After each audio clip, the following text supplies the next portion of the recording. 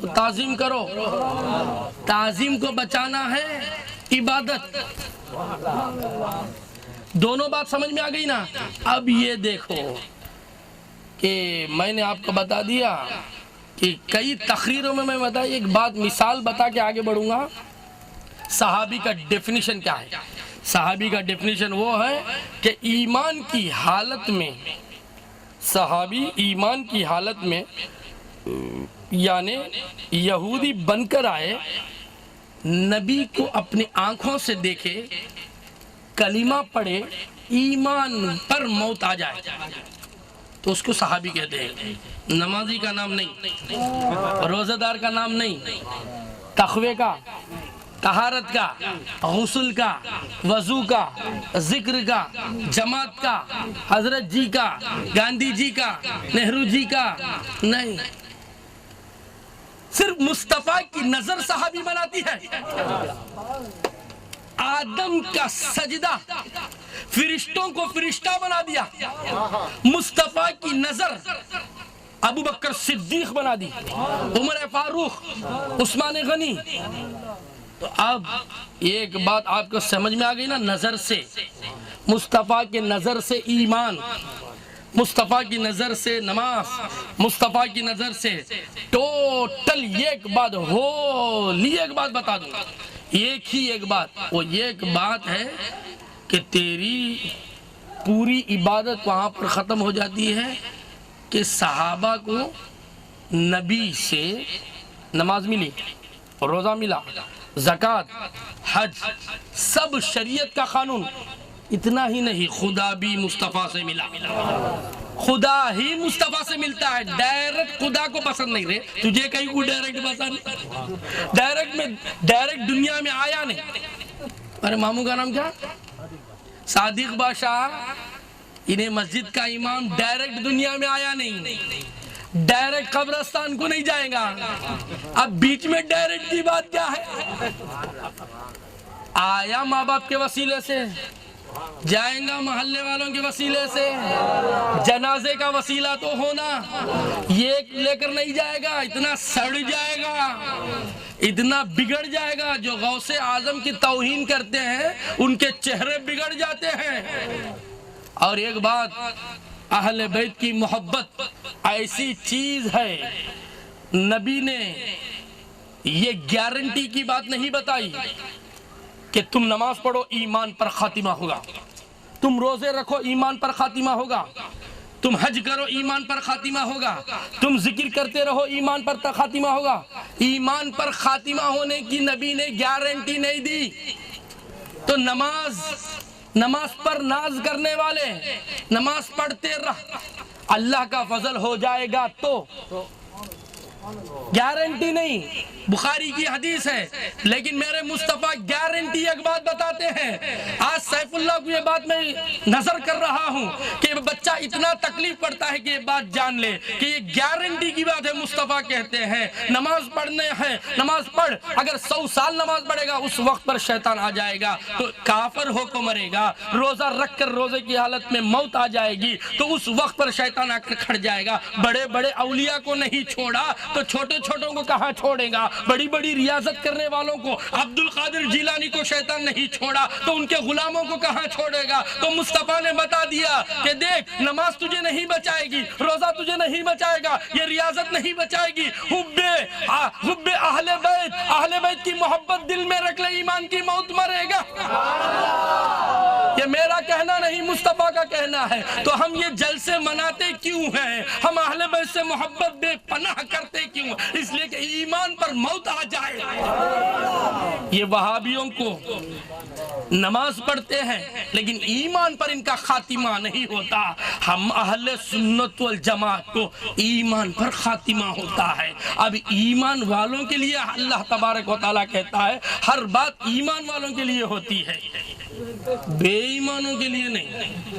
اب بتا دوں نظر سے کیا بن جاتا ہے. حضرت عمر فاروق رضی اللہ تعالیٰ عنہ، صرف 5 لحظے صبر سے بیٹھ جاؤ. حضرت عمر فاروق رضی اللہ تعالیٰ عنہ کہتے ہیں کہ میں نے میری بہن سے قرآن کی آیتیں پڑھ کر سنانے کے لیے کہا، انہوں نے پڑھ کر سنایا۔ کئی صحابہ نے مجھ سے کہا لیکن مجھے خدا نہیں ملا۔ قرآن ملنے سے خدا نہیں ملتا، صحابہ مل جانے سے، کعبۃ اللہ کا غلاف اوڑھ کر سو جانا، پورا دبدبہ حضرت عمر کا حرم شریف کی زمین پر، کعبے کے زمین پر عمر کا دبدبہ۔ نیا پینٹ ہوگا آج، سکسر وہ لگے گا، کنجیا۔ ابو جہل جیسا روڑی، ایسا نیچ خیال رکھنے والا، جو 100 جاش بش مل جائے دے گا، ابو جہل پیدا ہوگا۔ ہزاروں لاکھوں وہابی مل جائے تو یہ ابو جہل پیدا ہوگا۔ تو اب یاد رکھو، بڑے بڑے جماعت کے اجتماع کو ملا دیا جائے تو یہ ایک نائب نہیں بن سکتا۔ ابو جہل کو تم کیسے بتاؤ گے؟ تو ابو جہل کا ڈیفینیشن، ابو جہل کو تم نے جانو تو ابو جہل پوری کائنات پر جہالت کا باپ، یہ لقب مصطفیٰ نے دے دیے، لیکن وہ ابو جہل عمر سے ڈرتا تھا، عمر کسی سے ڈرتے نہیں تھے۔ اب حضرت عمر سے عالم خیال میں پوچھا، سرکار عمر فاروق رضی اللہ تعالیٰ عنہ امیر المومنین، آپ بتاؤ خدا کہاں ملتا ہے؟ تو حضرت عمر یہ بتاتے ہیں کعبۃ اللہ ملنے سے خدا نہیں ملتا، قرآن کی آیتیں میری بہن پڑھ کر سنائی، خدا نہیں ملا۔ ابو جہل پر پورا دبدبہ، میرا خدا نہیں ملا۔ اے عمر تم بتاؤ خدا کہاں ملے گا؟ مصطفیٰ کے قدم ملتے ہیں تو خدا ملتا ہے۔ عمر سے بڑھ گا کیا تو؟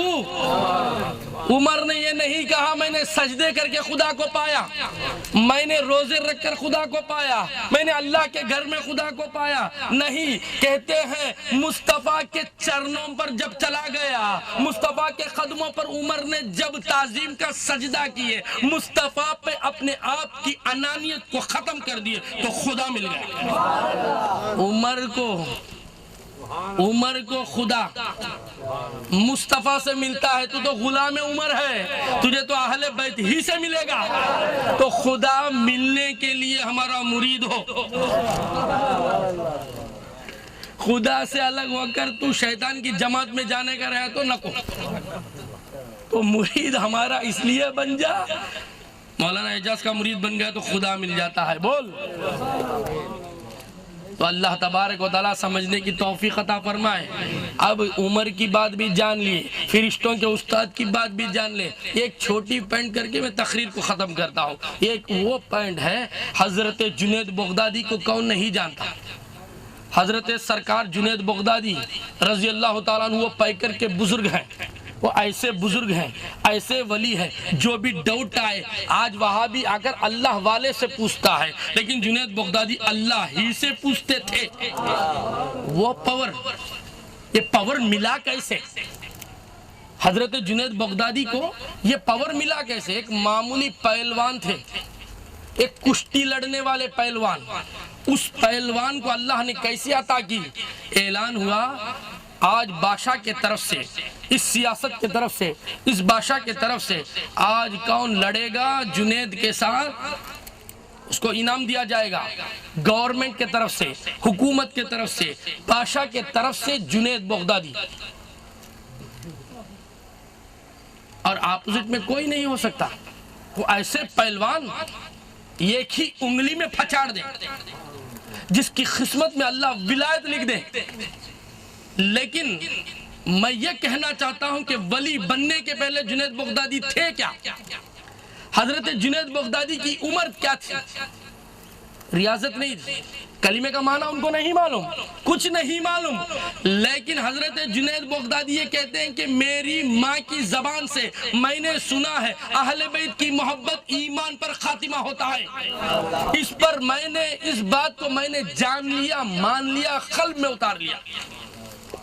تو حضرت جنید بغدادی اعلان ہوتا ہے بادشاہ کی طرف سے، تو ایک سید صاحب، ایک آل رسول، ایک اہل بیت سنتے ہیں کہ میری لڑکیاں 7 ہیں، کھانے کے لیے کچھ نہیں ہے، شادی کرنے کے لیے ان کے ہاتھ لال پیلے کرنے کے لیے کوئی ذریعہ نہیں ہے، کوئی ذریعے ماشت نہیں ہے، کوئی بھی چیز نہیں ہے، دل ہی دل میں روتے رہے، مصطفیٰ پر درود پڑھتے رہے۔ تو اعلان کی آواز سنائی دی، جنید کے ساتھ جو لڑے گا اسے مالا مال کیا جائے گا، اسے ہیرے جواہر سے نوازا جائے گا، اسے مال و زر سے تولا جائے گا۔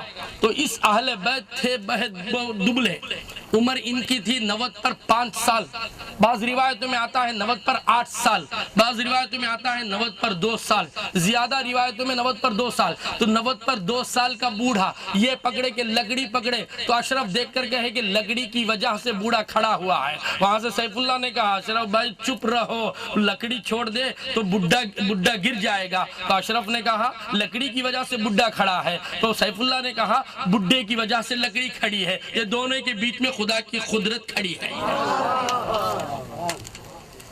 تو وہ عمر دراز آل بیت، آل رسول، اہل بیت اٹھ کر کھڑے ہو گئے، آج مجھے میرے بچیوں کے پورے کام کرنا ہی ہے، آج مجھے بچوں کو کھانا پیٹ بھر کے کھلانا ہی ہے، میں جنید کے ساتھ کشتی لڑوں گا۔ مچھر، ارے مچھر کہاں مقابلہ کر سکتے ہیں شیر کا، لیکن آ گئے میدان میں، کود پڑے میدان میں۔ پوری دنیا دیکھ رہی تھی کہ جنید بغدادی ان کو کیسے اٹھا کر پٹکنے والے ہیں، ان کی کیسی بے عزتی ہونے والی ہے۔ فانوس بن کے حفاظت جسے خدا کرے، وہ شمع کیا بجھے گی جسے روشن خدا کرے۔ حضرت جنید بغدادی دیکھے ارے کون رے میرا مقابلہ کرنے والا ہے، میرے ساتھ مقابلہ کرنے والا تیرا حضرت جی آ جاتا تو مثل ہوتا،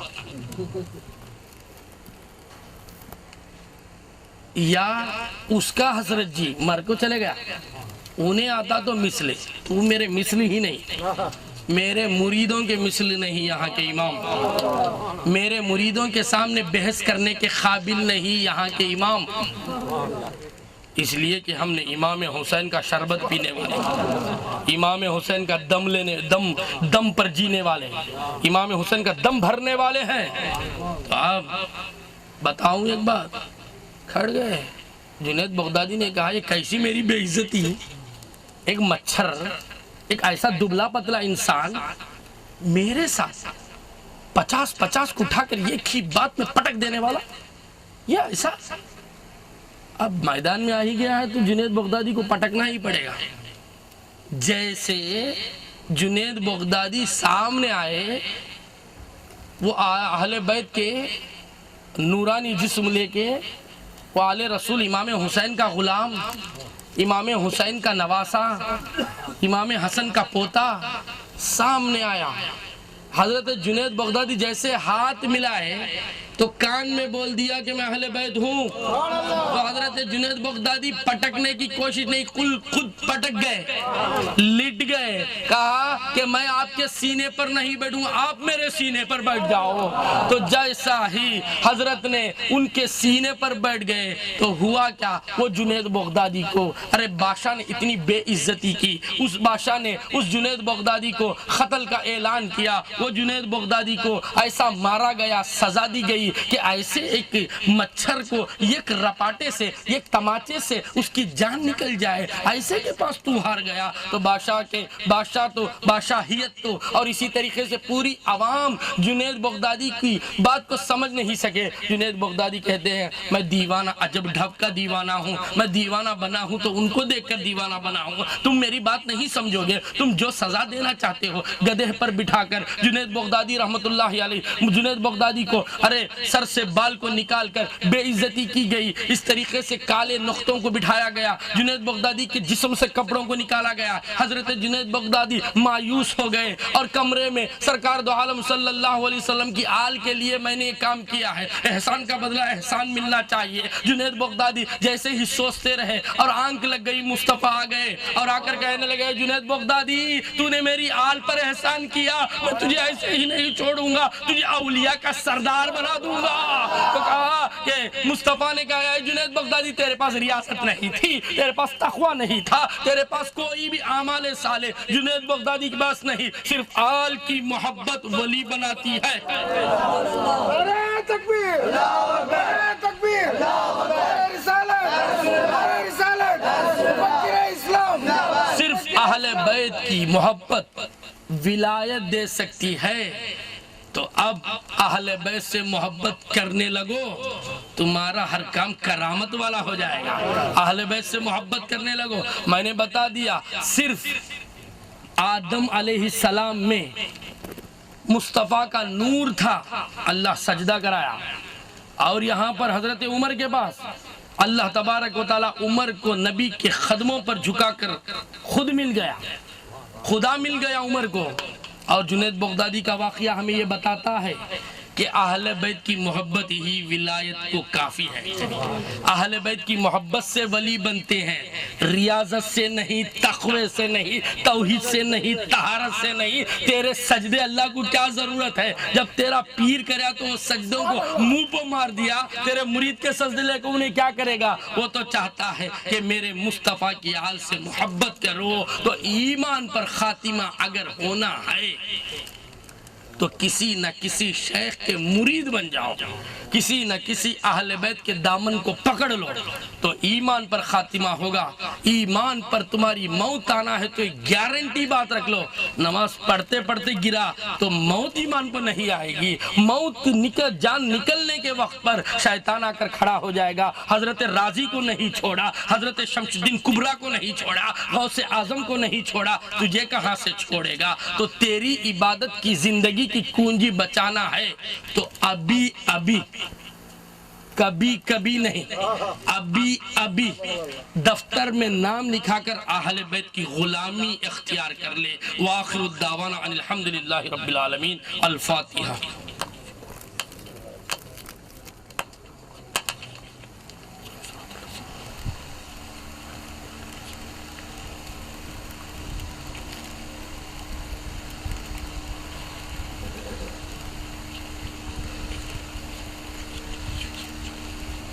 ان اللہ ملائکتہ یصلون علی النبی یا ایھا الذین آمنوا صلوا علیہ وسلموا تسلیما۔ اللهم صل علی رسولک سیدنا وشفیعنا وحبیبنا ومولانا محمد کما تحب وترضى عددا کما تحب وترضى بان تصلی علیہ صلاۃ و سلام علیک یا سیدی یا رسول۔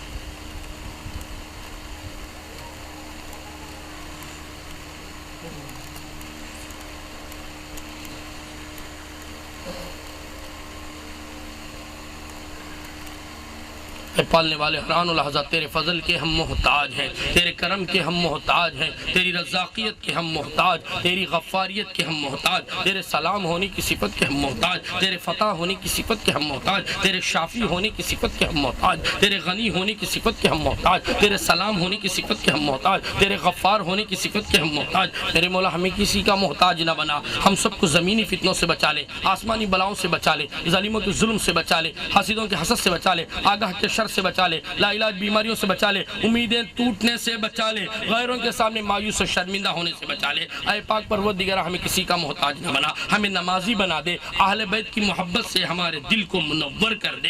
اے پاک پروردگار اس گھر میں برکتیں نازل فرما، رحمتیں نازل فرما، خوشیاں عطا فرما، ان کی آل اولاد کو خوش و خرم رکھ میرے مولا۔ اے پاک پروردگار آج اہل بیت کی محبت میں ایک روپیہ بھی انہوں نے پروردگار خرچ کیا ہے، اے پاک پروردگار کروڑوں روپے نے عطا فرما۔ پروردگارہ اے پاک پروردگار اہل بیت کی محبت کے صدقے سے انہیں جنت عطا فرما۔ پروردگارہ تیرا قرب عطا فرما، تیری پروردگارہ الوہیت کی پہچان عطا فرما، تیرا عرفان عطا فرما۔ اے پاک پروردگارہ نبی پر ہر آن و لحظہ جانثار بنا دے، پروردگارہ سنتوں کا انہیں عامل بنا دے۔ پروردگارہ میرے مریدوں کو پروردگارہ دنیا میں بھی رسوا ہونے سے بچا لے، قبر میں بھی رسوا ہونے سے بچا لے، آخرت میں بھی رسوا ہونے سے بچا لے۔ پروردگارہ غوث اعظم کے غلاموں پر ناز کرنے والے بنا دے۔ اے پاک پروردگار غریب النواز کے صدقے سے میرے جتنے بھی اس محفل میں آئے ہیں میرے مولا، اتنا نواز نوازنے کے قابل بنا دے، بے حساب زکوٰۃ دینے کے قابل بنا دے۔ پروردگارہ بس ہمیں عمرہ نصیب فرما،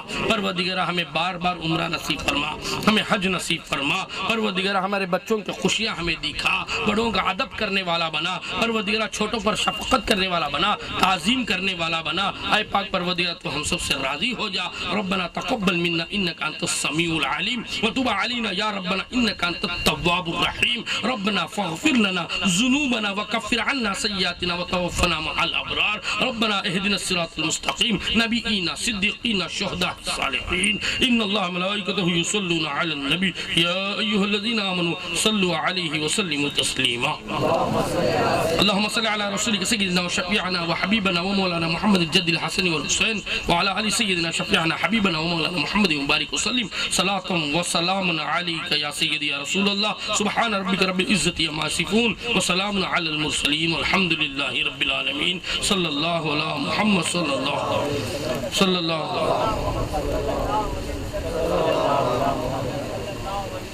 حق لا إله إلا الله محمد رسول